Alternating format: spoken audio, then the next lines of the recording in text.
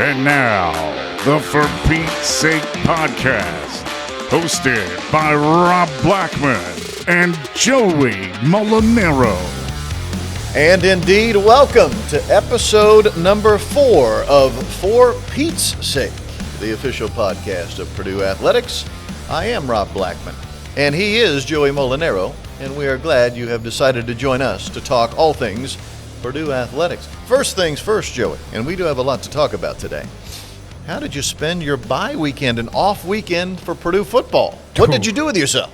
Just sat in a dark room alone, longing for the Boilermakers. No, actually, I spent it like so often many people do in the fall weekends. I went to a wedding. Oh, God. Yeah, but it was the first wedding that my kids were allowed to go to.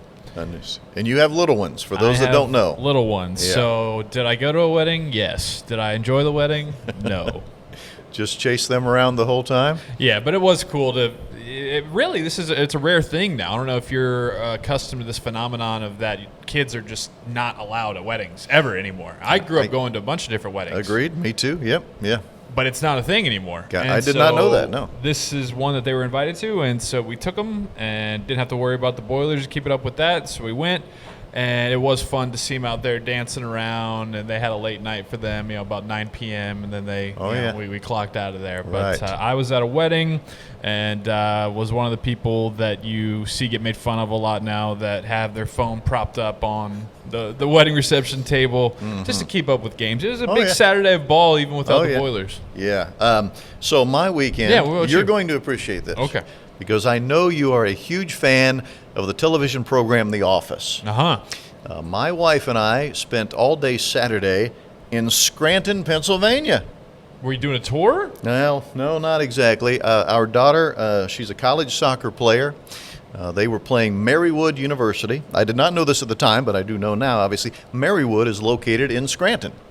So we went to Scranton to watch her and her teammates play. I too, am a big fan of The Office. Yeah. I had never been to Scranton. So after the game was over, it was an early afternoon game, we were in total tourist mode. We went to Cooper's, took a picture. We went to Poor Richard's Pub. Nice. Took a photo. Okay. Where else did we go? How reminiscent is it to what you see on the show? Well, so Cooper's looks exactly like you see on the show. At least from the outside, the exterior looks exactly the same. Poor Richard's Pub was a bit disappointing. It's actually in a bowling alley. It's disappointing? In kind of a shady part of town. Oh. Now, the interior decor is just like it looks like on the television show. So you go to Poor Richard's Pub, it looks the same from the inside. But, yeah, when we were pulling it up, on our Apple Maps, and we were like, this is a bowling alley. This doesn't look right. That was Poor Richard's Pub. Darn. We did not go to the Steamtown Mall. We wanted to, but we just didn't have time. So that's an actual thing. That's it. And we stopped by and took a photo out at Alfredo's Pizza. Not Pizza by Alfredo's? Correct. See, because you're a huge fan of the show, I knew you would appreciate that. There is a clear difference between the two. Just ask Kevin. That's right. From the program. Uh-huh. So I knew you would appreciate that because I know that you love the television program The Office. I do. Now, do they have, is it kind of like a Hollywood Walk of Fame thing where you can book a tour where somebody will take you to all the stops along the way, or did you and the missus did it yourself? So I do not have the answer to that. I do not know. What I do know is starting next weekend, so we missed this by literally one weekend, at the Convention Center in Scranton, they were having like a 2-month run of The Office memorabilia and stuff from behind the scenes, costumes and things that you could pay whatever, probably $10 or whatever, and check it out. So we did miss that. Yeah. Which kind of stinks because I would have liked that, but yeah, that was our weekend in Scranton, Pennsylvania, of all places. Well, that is very, very exciting, and I'm glad that you got to go do that. I've not been out to Eastern Pennsylvania there. Obviously, my Steelers fandom takes me out to Western PA quite a bit. Yes, sir. But Eastern PA out, Poor Richards and company, I haven't been able to go. So, would you recommend? Is it worth the Office fan? Would you say it's... Yes, as an Office fan, it's worth at least going and taking a quick photo. A little hesitant there. Okay, not a resounding recommendation. I would do what we did, take the quick photo to, Sure. have it on record. You were there. Uh-huh. And then you might want to move on quickly to your next adventure. Fair enough. But it was cool. Fair enough. Cool. Yeah. Anyway, I don't know how many of our Purdue fans listening or watching today are fans of the television show The Office, but That's how the Blackmans spent their bye weekend. Guess what? Bye weekends are over. Thank Back goodness. to football. Thank goodness. Illinois this coming Saturday, 12 noon. The Boilermakers and the Fighting Illini. We're going to talk with head coach Barry Odom about that before this episode of For Pete's Sake is finished. Also coming up in today's program, we'll be visiting with linebacker Charles Correa. Someone told me I should call him the Flying Hawaiian. Is that cool or no? I'm not. It's cool with me, but I'm not Charles. Right, so yeah. Let's run it by him. Okay, and yes. see if that works. But Okay. I like it a lot. I do too, but yeah, you're right. Let's check with him first. He'll visit with us also on the program today. Plus, of course, we have things like one of our favorite segments of the program, which is coming up next, by the way, our Lafayette Limo Liftoff segment. Well, we will bring you up to speed on what's going on in all of Purdue athletics. Football may have had the weekend off, but many of our fall sports teams did not. So we will bring you up to speed on all of that as well. As a matter of fact, let's just do that next. This is For Pete's Sake, the official podcast for Purdue Athletics.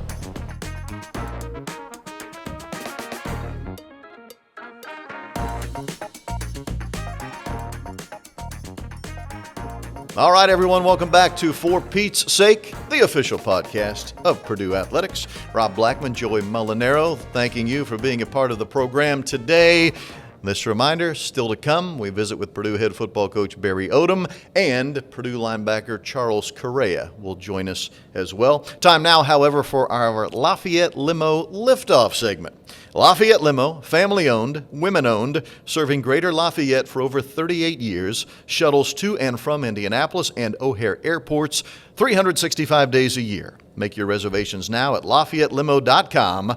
Lafayette Limo, proud sponsor of Purdue Athletics. Let us start, Joseph, with Purdue women's volleyball. Oh, yeah. Not one, but two matches in Mackey Arena this past week. Winning on Thursday night over Washington, our Boilermakers 3-1, 3 sets to 1. And then unfortunately losing on Sunday, also in Mackey Arena, to Illinois, 3 sets to 1. Regardless, the Sunday's loss, Purdue off to a great start in the volleyball season. That was just Purdue's second loss of the year, by the way. Yeah, absolutely. Still ranked in the top 10 in the national poll. So all good things there on that front. Shout out to Coach Shondell. I know we had him on our last episode here on For Pete's Sake. He was a great interview. Pretty evergreen. You can go back and check that out. If you haven't been, people are catching up on it. But love talking to him. So, yeah, had the block party out there in Mackey. Anytime I feel like you can get the squad in Mackey is a great thing. And you split, but hey, off to a hot start regardless. You mentioned ranked in the top 10 at the time of the taping of this podcast.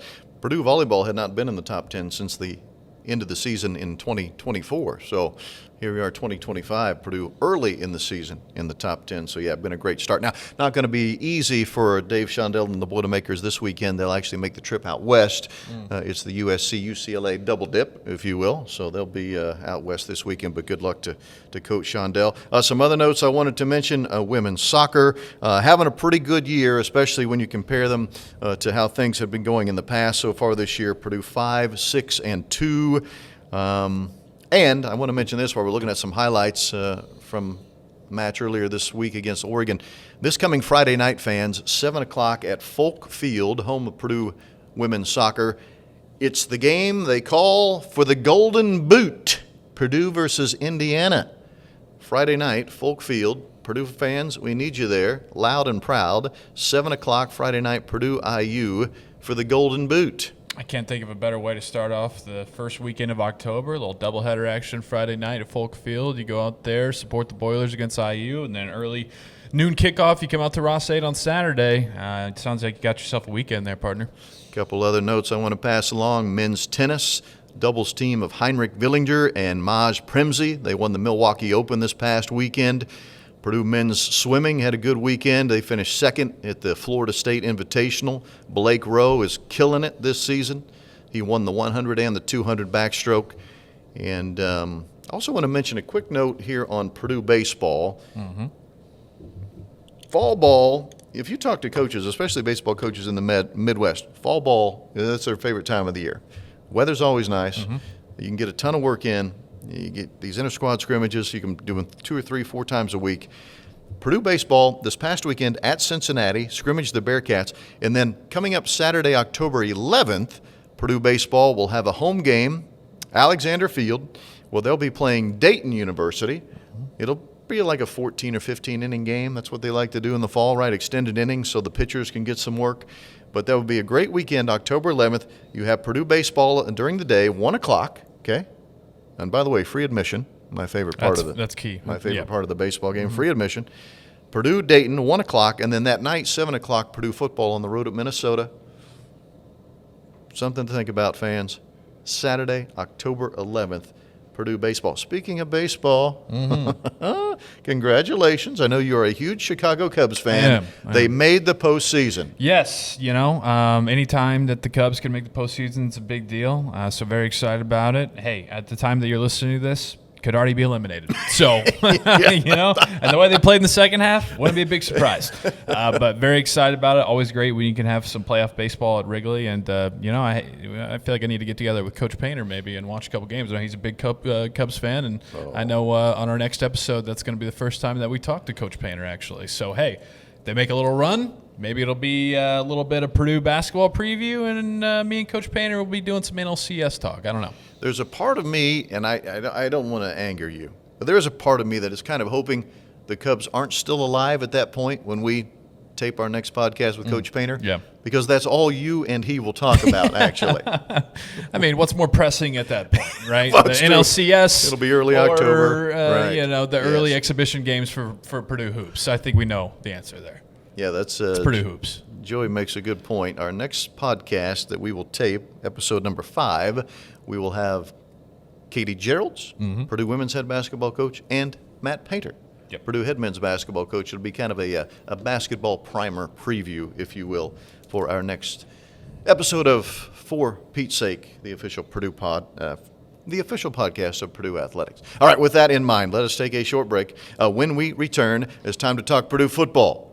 The head ball coach, Barry Odom, is going to join us. Yes.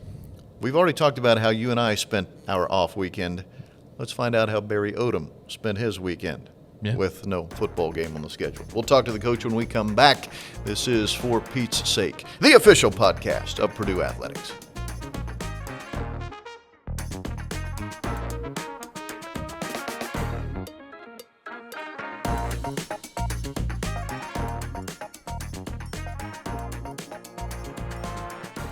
Welcome back, everyone. This is For Pete's Sake, the official podcast of Purdue Athletics, and it is time for our big interview segment. Brought to you by our Central Indiana Ford dealers, proud sponsors of Purdue Athletics. Visit your local Central Indiana Ford dealer today. He is the head coach of Purdue football. He is Barry Odom, and he joins us for this segment each and every week here on the podcast. Coach Odom, welcome.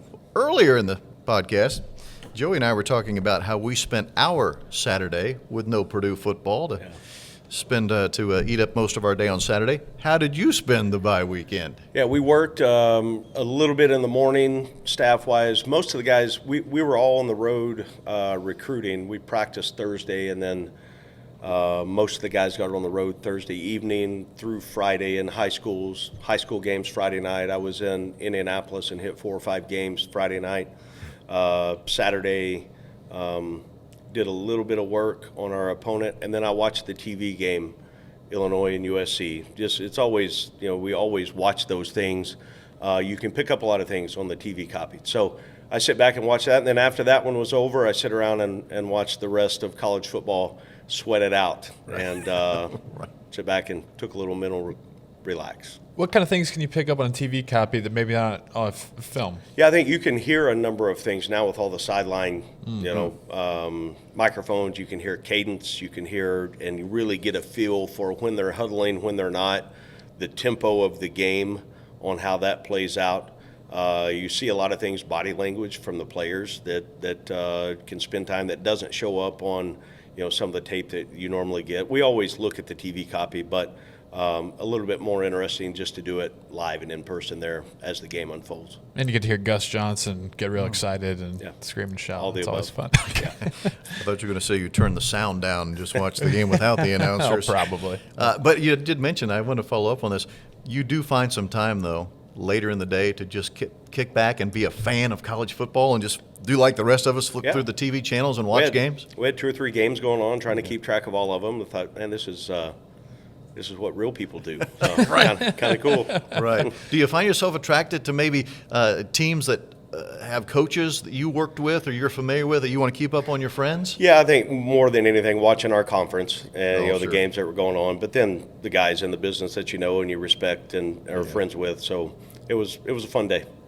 When you mentioned you're down in Indianapolis doing recruiting, your mode of transportation, because I know I live in downtown Indianapolis, the construction is just horrible down there. So you have an efficient way to get to all these different high schools around town? You taking a chopper? What's going on? We did the automobile, this gas pedal on the right, this right on down 65. Looked into a helicopter. The number of places that we were going didn't really fit because where we would have landed, then you're going through the traffic anyway. Got it. We just left early. Right. Well, Got where we needed 65 to. isn't so much the problem as it is the 465 loop, things like that. Good luck. Okay. Yeah. Yep. I didn't have a better mode than you do. Yeah. So I Yeah. should have called you. Yep. Could have helped us out. I'm right down there, and you have my information. So next time, yeah. All right, Coach Odom, give us the report card 4 games in on our Boilermakers. What you like, what you dislike. Yeah, I think you look a number of things that I feel like we're trending in the right direction. There's certainly a number of areas that we have to get fixed if we're going to play winning ball here in the month of October. Just speaking about when the calendar flips there and Illinois, the next opponent, we've got an opportunity to play winning football. We got to do it consistently. I've been excited about some things we've done in all 3 phases. I don't feel like we've played a complete game yet. Our best ball, our A game, offense, defense, and kicking. So we're working on offensively a number of things on establishing the run game. We got to be better on third downs, red zone efficiency. Those have been hot topic items on trying to get better. Defensively, eliminating and play better on the back end, eliminating explosive plays. We've given up too many. I thought the perimeter support and the things we need to improve on, we made some positive strides last week and some drill work we're able to get done. And then, again, you look at third down and situational football, we've got to win some of those 50-50 balls, and we'll get there. We need to make a great push. I'm going to go back to the Notre Dame game for a second because thought, especially in the first half, that dial up from Maccabee to Ryan Brown, a little bit of a trick play there. You had the fake punt, the aggressiveness in situations like that. Is that something that you feel is only needed to be brought out when you're playing an opponent in an environment like that, or is that something that you feel like your program you're trying to install of, hey, any given down, any given play, you never know what's going to come from us? Yeah, I want that to become really the DNA of who we are every single week. I want to give our guys chances to win the game. And it's not a gambling mindset, but a mindset of being aggressive and making sure that we've prepared the right way. And if the look is there, go take it. And we knew in both of those situations that we would have the opportunity because of the alignment by the other team, but also we had to go execute, and our guys did a great job. We have a book of punt fakes that we work every single week, and then we take 2 or 3 into every game and decide, in the right time, in the right situation, when to call one. And I thought our guys did a great job executing those 2 plays in that game that continued to create some momentum for us when we needed it. You mentioned trying to limit explosive plays on the defensive end, especially as you said on the back end. Watching it as a fan, as a broadcaster, that's the one thing that has really shown up to me as a glaring wart, especially in the last 2 games where the 2 teams have had some great athleticism. How do you shore that up? Is it a personnel thing, schematics-wise? How do you? Yeah, I think it's all included, and it's easy to sit there as anyone in the stadium and you give up an explosive 65-yarder, how bad that is. Yes, it is. Well, number one, was the technique right or wrong? How do we fix that? Is it a physical mismatch? How can we put our players in position to play successful? Schematically, did we not get to the middle of the field and close it when we were supposed to? So error there. And then you look at when they go 12 personnel max protection, somebody's got to win on a one-on-one pass rush and get disruption on the quarterback. So really, in a number of areas on what we can do better, I think it starts with all of those categories that I talked about, but also understand, again, when the receiver's got a cut split, they give away some tendencies with that. Let's make sure that we're playing their technique we need to. And then play call-wise, do everything we can to put them in position for success. Rob asked about the report cards 4 games in, and a few numbers that stick out to me here. Only committed 17 penalties this year, 12th in the nation. one of 18 teams nationwide and one of only 4 Big Ten teams that have not lost a fumble, and you have not allowed a fourth quarter touchdown and only 2 field goals this year. Are those things, despite being an even 500 right now, that as a coach you can use as building blocks to say, hey, still 2-2, but we're heading in the right direction? Yeah, I think so. I mean, there's a number of things that you point out to playing winning football. Okay, the turnovers. Okay, offensively, not losing a fumble. Okay, and then on the other side of that, defensively, we've got to create more. And then you look at average starting field position for us.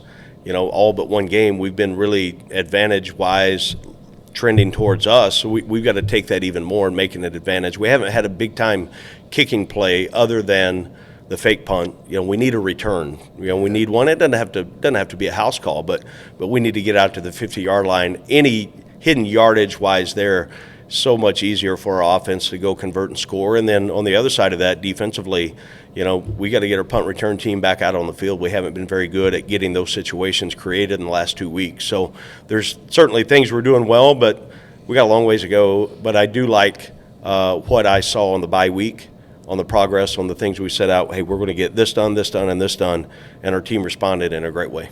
Yeah, I suppose that should be a question is, what do you work on with your team on a bye week? Is it Illinois specific or just more getting better as a team overall? Yeah, I think every team's different. So just because what we did last year on the bye week, that doesn't mean just, change the logo and this is what we're doing this year. We were in the weight room 3 different times last week with, I think how important that is to the health of your team. We lift every week, but a little heavier last week.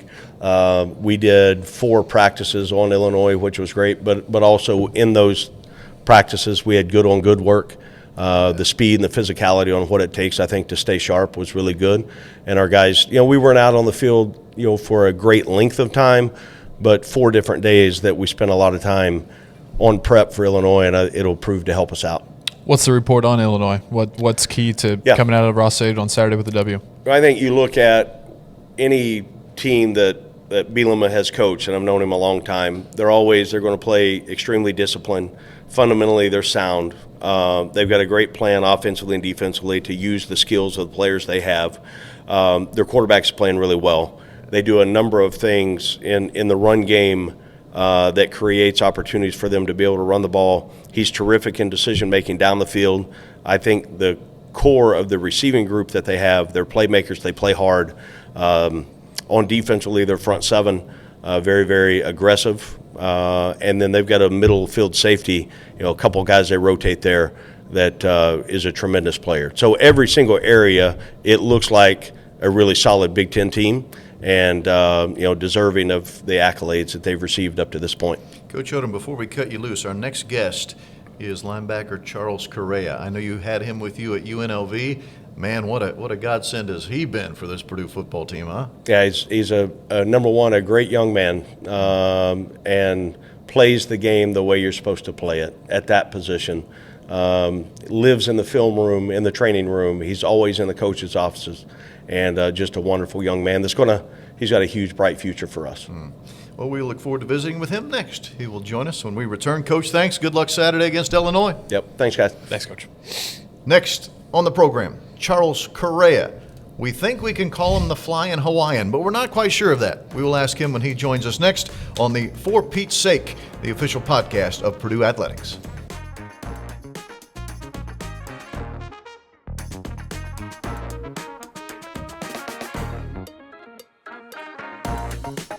Now, as promised, let's talk to Purdue's 3rd leading tackler, sophomore linebacker Charles Correa joins us. Charles, welcome. I will start with this question. We were debating this earlier in the show. Someone had told me that it would be okay to reference you as the Flying Hawaiian. Okay. But it may not be. This is actually only your opinion, your opinion and yours only. Is it okay to call you the Flying Hawaiian? Sure. I mean, there's been people that have taken on that name in the past, so it's just definitely cool to be in that category. But I mean, that's cool. Being one of the only Hawaiians here in West Lafayette, that's a cool thing to have. For sure. I can promise you're one of the only Hawaiians in West Lafayette. One thing that's also very cool about you is the tattoos that run the length of your right arm. Yes, sir. For those that are taking a visual of this podcast, you're hopefully seeing this right now on your screen, a comparison of your tattoos and those of my broadcast partner, Joey Mulinaro, who also has some pretty cool tattoos, but I love you, brother, but not as cool as Charles. No, that's totally fine. Yeah, no, please tell us about him. I know that is it heritage or what is the meaning behind? I was blessed to get it done in Las Vegas, actually, from Uncle Tama. Shout out Uncle Tama. He did a great job with it, just kind of, putting everything that I wanted in it, just making sure it represents my Hawaiian background and things that I wanted that were meaningful to me and my family. Just, the warrior spears and the shark teeth and the mountains and the ocean and the birds and all these things that he was able to, put into this work of art that I'm so grateful for, and I'm blessed to, not show it off, but just be proud of it and wear it on my sleeve, pun intended, I guess, but yeah. Mountains and oceans, something you're not seeing here in West Lafayette. Right. So, what ultimately brought you to West Lafayette? How in the world does a guy from the island of Oahu end up in West Lafayette, Indiana? Right. I mean, Coach Odom and Coach Shear. I'll say it time and time again, just how much they've poured into me last year and what they've showed me and how committed they are to this game, how much they love football, and how much they want to invest in me, not only as a player but as a young man as well. Just teaching me things that I can apply on the field, but also for a bigger picture in the long run.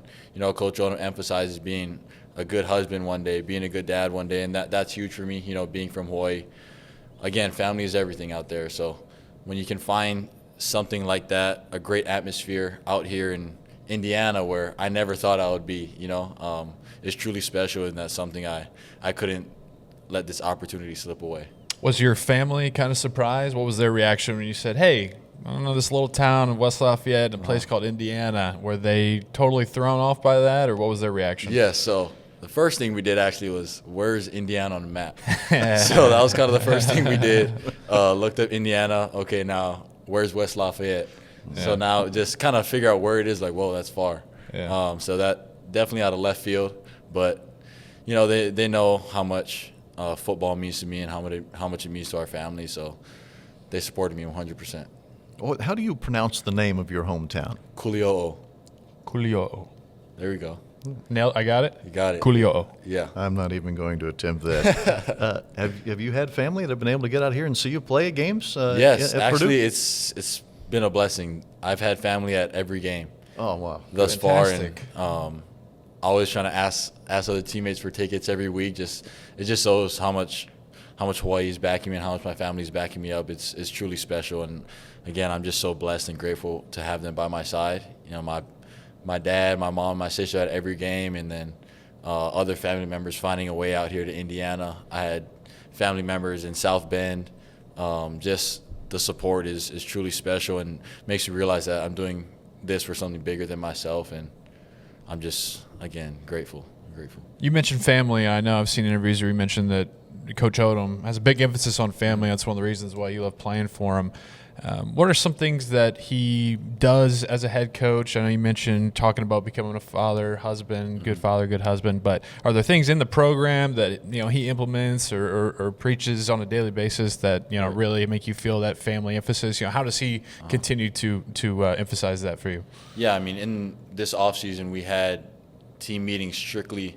We didn't talk about football at all in these team meetings. We're just talking about life, how to be a good person, how to work hard in life no matter what your avenue is. Whether it's football, you're going to work your butt off to try and get to the next level. Or, if you're working towards your degree like we are, student athletes, and then beyond that in the workforce. So it's just so many things that we can use football as an example to apply in everyday life, essentially. I mentioned your journey to West Lafayette. It is interesting to me in that you were not with Coach Odom, Coach Shear for spring ball. Mm-hmm. You came after the spring. So obviously there was something that, for those that don't know Charles's background, as a freshman last year, played at UNLV for Coach Odom, for Coach Shear, but you did not join them for spring ball. You ended up coming after spring. Yes, sir. What was it that changed your mind that, you went through spring ball with UNLV and said, you know what, I really need to be back with Coach Odom and Coach Shear?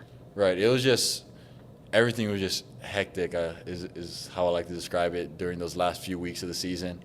And ultimately, I just wasn't ready to leave my family. Being one flight away, my family was in Vegas. I had family, and my mom's a flight attendant for Hawaiian Airlines, so that's a quick flight, Oh, nice. Easy hub back to Hawaii.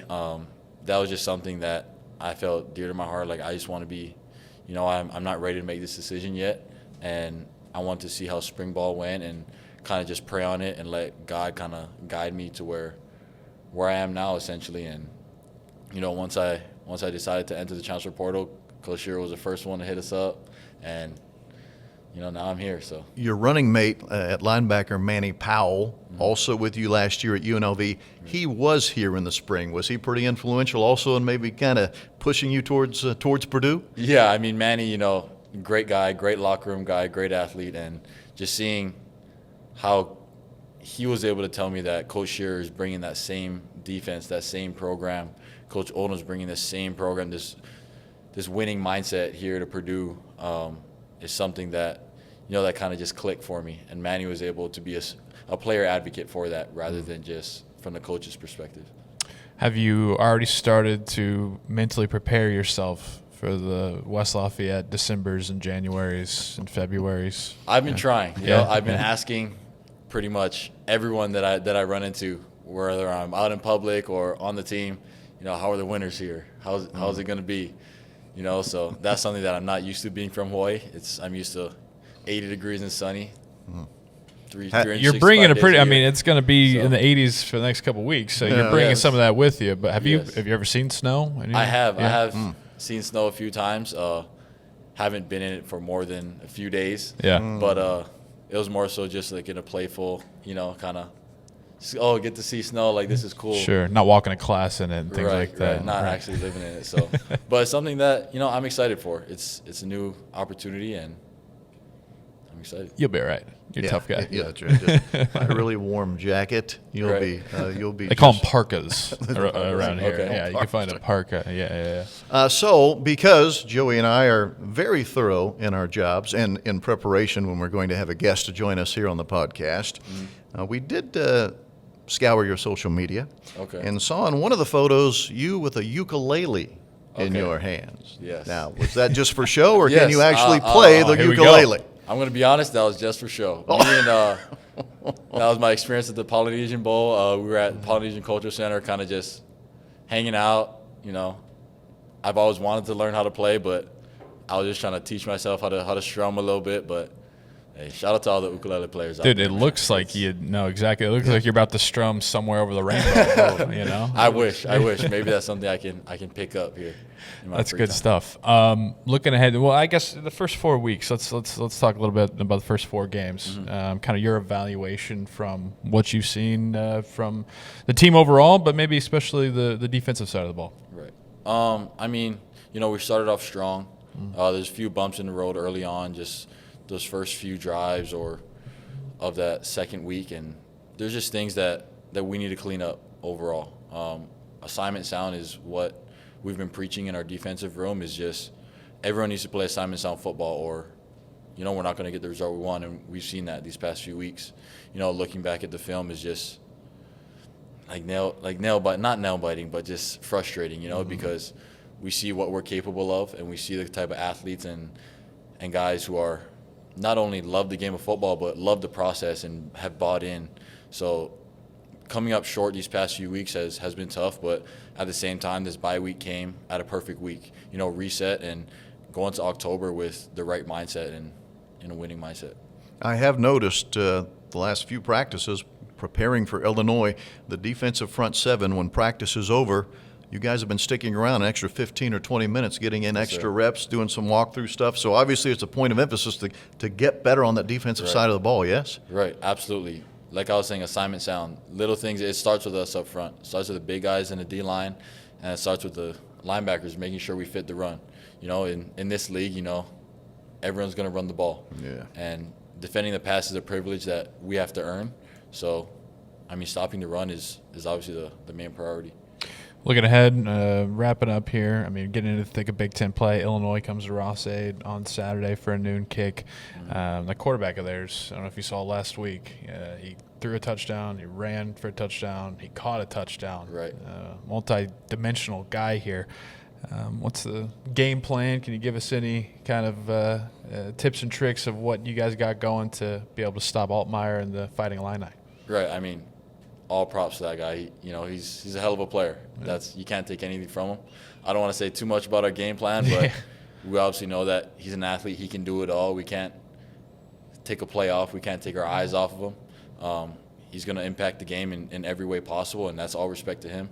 But as a defense, we just have to do our job every play, not let our eyes wander, not take a play off, run to every football. If one guy misses a tackle, all 10 other guys should be there to help him out and rally to the football. So, I mean, big challenge ahead, but we're excited for it. The Harry's hot seat, does that only apply to those in the lower 48, or if you're from Hawaii, do you? No, it applies to all. Okay. But I wore the hat today in honor of that's taking the place of the Harry's hot seat. Okay, So, I just wanted to be. Yeah. You're getting off very easy today, Charles. Typically, this segment We ends ran a little long. with some very difficult questions, but we're going to let you off easy. All right, I appreciate We know it. you're new to the Midwest. We want to welcome you and ease you into things. I do know this. We are awfully glad you're a Purdue Boilermaker. Absolutely. Thank you for being part of the Purdue family, and we look forward to seeing you out there Saturday against Illinois. Yes, sir. Thank you guys so much for having me. It's a pleasure. Hey, one segment to go here on For Pete's Sake, the official podcast for Purdue Athletics. Stay with us.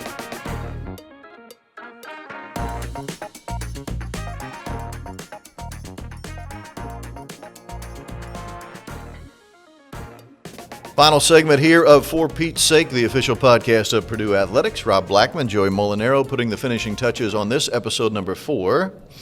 Well, it was nice today to talk to Charles Correa. Nice to talk to Barry Odom. While I'm on the subject of football, and I didn't want to exit the show today without mentioning this, how about the seasons George Karlaftis is having currently for the Kansas City Chiefs? Do you see the game he had on Sunday against the Ravens? Dominating. I was trying to do a little bit of dual action there. Multi-views coming in. You had the Colts and the Rams going on, so I was keeping up with that. But then obviously watching George take on the Baltimore Ravens is really doing wonders for me, putting the Ravens to 1-3 for the pro team that I root for, who's leading that division. But yeah, we see right there. Or old Karlaftis rushing the passer. I mean, the dude is just having himself a year, 11th across the entire NFL in sacks. He's got 3, and he's actually number 1 in the National Football League with quarterback hurries, 10. So he's getting pressure on the quarterbacks each and every week, something we were definitely accustomed to seeing on Saturdays at Ross-Ade and beyond when he's wearing the black and gold. So good deal for Boilers in the pro. Do they pros. still call him Furious George? I like that nickname. It seemed like he had that early in his pro career, but I haven't heard them reference that lately. I don't know. You're big on nicknames today. I am. You got the Flying Hawaiian. You got Furious George. Oh, I think it's pretty cool. What do you go with you? What's yours? You just on-air Rob? Yeah, I suppose. I don't know. You never had one growing up? What, you played? Did you have anything when you were playing? I don't really want to go down this road right now. Let's save this for later. 7-route Rob? 9-route Rob? When you're Not 9-route. It was too slow to run the 9 route. Okay. That means you can actually run past others. Yep. That's true. Purdue, Illinois, what are we thinking? 12:01 this Saturday, Ross-Ade Stadium. I mean, look, Illinois, they have had quite the last couple of weeks. Yep. They get blown out on the road in Bloomington and then come back last weekend and win a thriller at the buzzer, 41-yard field goal to beat USC. I'm not sure what to make of the Fighting Illini. I know this, as we talked about with Coach Odom, they're still ranked in the top 25. Yeah, they are. I mean, good football team. It's a little bit of the porridge, 3 little bears with them, right? You had really, really awful at Indiana. You had really, really good with a thrilling win against USC at home. So it's kind of a situation of, what are we going to get here? But I think Brett Bielema-led team, that's going to be physical. They're going to be coming hard-nosed. They're going to want to get after you. Still really, really good squad. But I think what is really, really interesting is we have these fantastic notes here given to us. And I feel like you would probably already know this, Rob, with your prep. But yes, it's a strange but true here. The Boilermakers and the Fighting Illini have met twice on October 4th throughout history, which they'll be doing this Saturday. Yes. Both games resulted in Purdue victories 43-10 in 2003 and 38-27 in 2014. That is news to me. So My research had not uncovered that. The third time, let's make it a sweep on Saturday. We're playing for the Cannon. Yeah. The Cannon Trophy. Mm-hmm. That game I will say this, that game last year, I know Purdue lost, but that game in Champaign last year, probably the most not probably, it was Purdue's most entertaining game of the year. Ryan Brown was fantastic in that game. I was going to say, yeah, the kind of the Ryan Brown coming out party. Patrick Yes, dialing right. it up here, and you're down 27-3 in the third quarter, and all of a sudden you really, should have won that game. In all honesty, Yes. Going back, and that was a ranked Illinois team there as well. That was the first W that Illinois has gotten against Purdue. 4 of the last 5 tries, Purdue has beaten Illinois, so really a rivalry that has been owned up here in West Lafayette as of late. But yeah, Ryan Brown, that's always going to be the game in my mind that you think back to. I know yours as well, that, hey, here he is, and you got this kid that can kind of do it all. He's running, he's throwing all over the place, and he's come storming back in Champaign, and hoping to see a lot more of that on Saturday. I remember Ryan Brown having a huge game. I also remember this is the game Armand Branch scored his only touchdown of the season. Right. The only game he touched the ball. One touch, one score. Yeah, the touchdown at Illinois. Let us hope Purdue can have another great Saturday against Illinois this coming Saturday at Ross-Age Stadium. By the way, fans, that is a 12 noon kick, actually 12:01 for television network purposes. 12:01 the kick at Ross-Age Stadium, Purdue and Illinois for the Cannon. One of only 2 times you get to see Purdue at home in the month of October, remember, fans, because the next 2 weeks then on the road at Minnesota and at Northwestern, and then back home to wrap up October with Rutgers. So Homecoming that week. that's right, Rutgers October 25th. So you're going to get 2 chances in October to see our Boilermakers at home. One of them will be this Saturday against Illinois. A big thank you to those that joined us today on the podcast. Of course, Charles Correa. We thank him for his time and telling his stories, and also big thanks to Coach Barry Odom. Again, this reminder, when we visit again in 2 weeks, we'll be a pretty Purdue basketball heavy, give you a little primer, if you will, to get you set for Purdue basketball season. We'll be mid-October at that point with the men and women getting prepared for some exhibition games. Purdue on the road, you might remember, October the 24th, an exhibition game against Kentucky for the men's basketball team. So next time we visit, we'll talk a whole lot of hoops. Big thanks to those who helped us out today. Including our executive producer, Patrick Crawford, who, even though he's a new dad, still found some time to be with us here today. Thank you, Patrick. We know it's not easy with an infant at home, but he found some time to join us today.